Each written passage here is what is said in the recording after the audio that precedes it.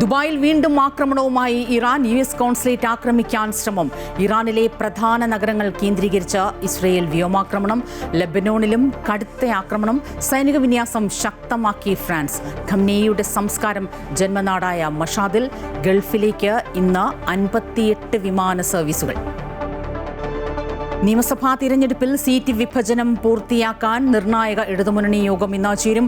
ഉഭയകക്ഷി യോഗത്തിൽ ധാരണയായ സീറ്റുകളുടെ എണ്ണം CPM യോഗത്തെ അറിയിക്കും. 13 സീറ്റ് വേണമെന്ന ആവശ്യത്തിൽ ഉറച്ച് കേരള കോൺഗ്രസ്. അന്തിമ സ്ഥാനാർത്ഥി പട്ടികയ്ക്കായി CPM സെക്രട്ടേറിയറ്റ് ഇന്ന് ചേരും.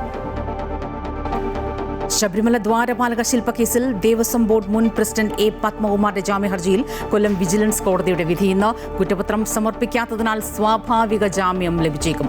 ഇതുവരെ പുറത്തിറങ്ങിയത് 7 പ്രതികൾ. തുണ്ടിമുതൽ കേസിൽ ആന്റണി രാജുവിന്റെ ഹർജി ഇന്ന് ഹൈക്കോടതിയിൽ. ശിക്ഷ മരവിപ്പിക്കണമെന്ന ആവശ്യം. അപ്പീൽ തിരുവനന്തപുരം സെഷൻസ് കോടതി ഉത്തരവിന് എതിരെ. T20 ലോകകപ്പിലെ സെമി പോരാട്ടങ്ങൾക്ക് ഇന്ന് തുടക്കം. ആദ്യ സെമിയിൽ ദക്ഷിണാഫ്രിക്കയും ന്യൂസിലാൻഡും തമ്മിൽ. മത്സരം രാത്രി 7 മണി മുതൽ കൊൽക്കത്ത ഈഡൻ ഗാർഡൻസിൽ. രണ്ടാം സെമിയിൽ നാളെ ഇന്ത്യ ഇംഗ്ലണ്ടിനെ നേരിടും.